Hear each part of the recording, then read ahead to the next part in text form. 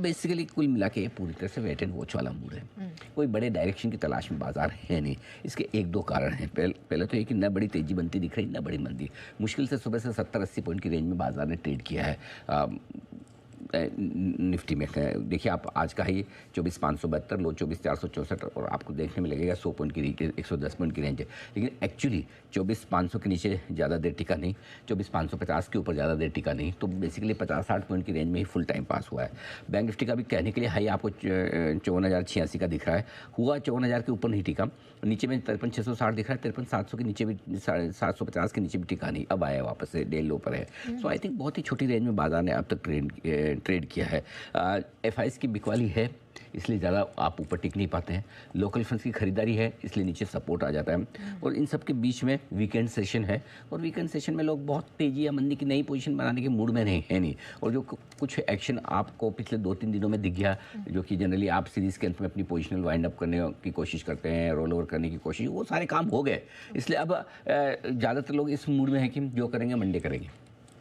Okay. लेकिन हम तो डिस्कशन अभी भी करेंगे। बाकी मार्केट का मूड वेट एंड वॉच वाला है बेसिकली। चलिए, मार्केट का मूड वेट एंड वॉच का है, लेकिन अब लेवल्स कौन से इंपॉर्टेंट है? 8 अगस्त के लो वही सबसे इंपॉर्टेंट है। आज 8 अगस्त को आपने 24,337 के आसपास का लो इंट्राडे का बनाया था, क्लोजिंग 24,363 का बनाया था।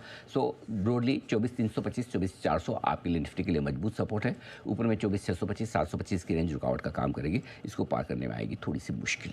बैंक निफ्टी का जहाँ तक सवाल है, नीचे की तरफ 53,500, 53,600 इंटरडे के लिए मजबूत सपोर्ट। ये सर सपोर्ट बता रहा हूँ इंटरडे के लिए, आज के लिए। इसको आप ये हफ्ते भर का मत ना मान लें कि अभी आज ही दिया सीरीज की शुरुआत में तो लंबे ना, सिर्फ आज के लिए। ठीक है, 54,154, 350 ऊपरी रेंज है, जिसको पार करने में थोड़ी सी मुश्किल आएगी। ये बैंक निफ्टी के लेवल से आज के लिए। रिस्क वाला मामला जहाँ तक है, 24,365 अब क्लोजिंग बेसिस पे आपको ये होल्ड करना है। अगर इसके नीचे बंद होते हैं तो आप 8 अगस्त के लोस को तोड़ेंगे। 8 अगस्त के लो की इंपॉर्टेंस ये है कि 8 अगस्त को इन लोज से ही निफ्टी ने एक अच्छी रिकवरी दी थी, अच्छी तेजी बनाई थी, 25,150 के आसपास तक की। वापस आप वहाँ पर आ रहे हैं तो अगला सपोर्ट ये, इसके नीचे फिसलने पर फिर मामला थोड़ा सा लंबा कमजोरी की तरफ बढ़ता हुआ दिख सकता है। ठीक है। अच्छा सर, अब सीरीज़ की तो आज से शुरुआत हो ही चुकी है, तो हमें अब किन बातों का ध्यान रखना है, या रादर कौन से ट्रिगर्स होंगे जिनको अब फोकस करके चलें? 5 ट्रिगर्स हैं। पहला तो ये कि आज जीडीपी के आंकड़े आने वाले हैं पहली तिमाही के, उस पर नजर रहेगी। और कल ही आपने आईआईपी के नंबर्स देखे, मजबूत नंबर्स आते हुए दिखे आईआईपी के। उम्मीद करें कि पहली तिमाही की जीडीपी के आंकड़ों में कहीं कोई शॉक नजर ना आए बिकॉज ऑफ टैरिफ वगैरह, कुछ ऐसा ना हो। हालांकि टैरिफ बाद में लगे, लेकिन कई बार होता है ना टैरिफ के एडजस्टमेंट में लोग पहले से ही थोड़े प्रोडक्शन कम करना, एक्सपोर्ट इंपोर्ट कम ज़्यादा कराना, वो कोशिश होना जो शुरू कर देते हैं, कहीं वो इन आंकड़ों में ना दिखे। तो पहली चीज़ ये आपके लिए नंबर 1। नंबर 2, जीएसटी की दरों पर फैसला इसी सीरीज में आना है। 3-4 तारीख को आपकी बैठक है काउंसिल की। 22 सितंबर को पूरी संभावना है कि नई जीएसटी की दरें लागू हो जाएगी। सो अब से लेकर अगले 2-3 हफ्ते देश जीएसटी में रहेगा, और हमारा कवरेज भी, हर चीज़ जीएसटी के आसपास। आज भी आपने देखा ना कितने सेक्टर्स में इसमें ये इसमें वो। और अच्छी बात ये है इस बार के किस में क्या होने वाला है वो सबको सब पहले से ही पता चल रहा है। काउंसिल जब फैसला लेगी तब लेगी, लेकिन चीज़ें सब बाहर आ रही है, सबको समझ में आ रहा है कि क्या होने वाला है। सो उस पर सबके अपने अपने अंदाजे लग रहे हैं। तीसरा है टेरिफ वाले मोर्चे पर और ट्रेड डील के मोर्चे पर क्या किसी तरह के कोई डेवलपमेंट पॉजिटिव नेगेटिव होते हैं, वो सबसे बड़ा ट्रिगर। वो कब कहाँ कैसे क्या होगा और किसकी तरफ से होगा वो कहना मुश्किल ही नहीं, नामुमकिन है, लेकिन जब जैसा होगा बाजार उस पर रिएक्शन देगा। चौथी चीज़ है टेरिफ के बढ़ते तनाव के बीच में सरकार जीएसटी के बाद, जीएसटी के अलावा हटकर किस इंडस्ट्री को कितनी राहत देने की सोचती है और किस तरह से क्या रिफॉर्म्स करने की सोचती है, ये देखना इंटरेस्टिंग होगा। और फेड की बैठक जो इंपॉर्टेंट है इस महीने सितंबर में, वो आपके लिए ये सारा का सारा एक्शन ग्लोबल मार्केट से। लेकिन एक चीज़ मैं बता दूं कि बाज़ार कमज़ोर हो रहे हैं, सुस्त हो रहे हैं लोग। कई बार जीएसटी को दोष भी दे रहे हैं कि जीएसटी की टैरिफ को दोष भी दे रहे हैं कि टैरिफ की वजह से ये सब कुछ हो रहा है, इसकी वजह से हम पर। लेकिन कई सारी चीज़ें ऐसी कि जिसका डायरेक्टली ऐसा देखा जाए तो टैरिफ से कोई रिलेशन नहीं है, उसके बावजूद चीज़ें हो रही। मसलन आपके बैंक्स, कमज़ोरी की सबसे बड़ी लीडरशिप बैंक्स हैं। अब मुझे बताओ कौन से बैंक के ट्रम्प के टैरिफ से कौन सा फ़र्क पड़ता है? करेक्ट नहीं ना, फिर भी कमज़ोर है। तो सेंटिमेंट ही बात वही है। तो इट्स नॉट ओनली टैरिफ। मुझे बताओ टैरिफ से क्यों आईसीआईसीआई बैंक और एचडीएफसी बैंक टूट जाने चाहिए? करेक्ट। सो टैरिफ के अलावा भी मार्केट में बहुत सारे फैक्टर्स है, बहुत सारी चीज़ें जिनसे बाजार कमज़ोर हो रहा है। बेसिकली इंडेक्स मैनेजमेंट हो रहा है कमज़ोरी की तरफ, कि इंडेक्स को किसी न किसी स्टॉक से या किसी न किसी सेक्टर से इंडेक्स को नहीं बढ़ने दिया जा रहा है। वो होता दिख रहा है। कभी वो बैंक आके काम करता है, कभी आईटी आके काम करता है। एक दिन आईटी बढ़ेगा तो बैंक ज़्यादा कम। आप सोचिए 4 सेशन में बैंक निफ्टी 2000 पॉइंट निकला। 3 सेशन 4 में से ऐसे गए जो 600 पॉइंट से ज़्यादा के नुकसान कर रहे हैं। अब आप देखिए फॉर एग्जाम्पल कल जो टेरिफ से सबसे ज़्यादा प्रभावित होने वाला सेक्टर कौन सा है? टेक्सटाइल।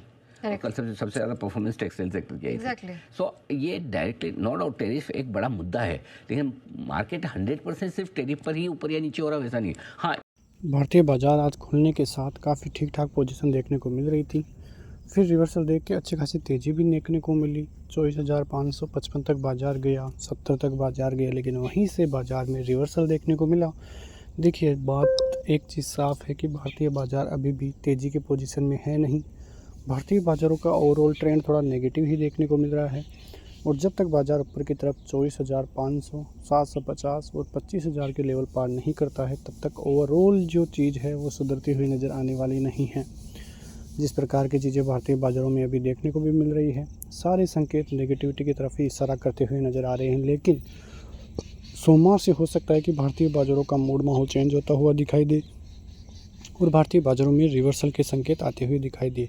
भारतीय बाज़ार सोमवार को खुलने के साथ थोड़ा नीचे आए और नीचे से सपोर्ट बना के फिर से आज का डे लो के ऊपर देखने को मिले, तो फिर समझना कि भारतीय बाज़ारों में रिवर्सल के संकेत देखने को मिल सकते हैं, क्योंकि जो नीचे सेलिंग वाले हैं उनको बाज़ार फिर ट्रेप करता हुआ नज़र आ सकता है। तो ये सभी चीज़ें सोमवार के बाज़ार के लिए काफ़ी इंपॉर्टेंट रहेगी। लेकिन जिस प्रकार से ट्रंप की रणनीतियाँ काम करती हुई नज़र आ रही है, वो भारतीय बाज़ारों के लिए थोड़ी नेगेटिविटी साबित हुई है। FIIs का भारतीय बाज़ारों में इतनी ज़बरदस्त सेलिंग का आना भी एक बड़ा प्रेशर भारतीय बाज़ारों पर क्रिएट करता हुआ नज़र आ रहा है।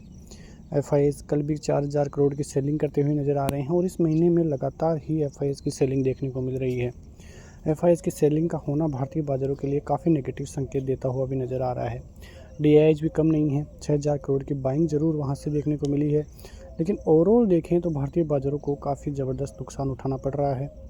जब तक FIIs की बाइंग नहीं आती है, तब तक कोई बड़ा रिवर्सल का संकेत भारतीय बाज़ारों की तरफ से देखने को नहीं मिलेगा।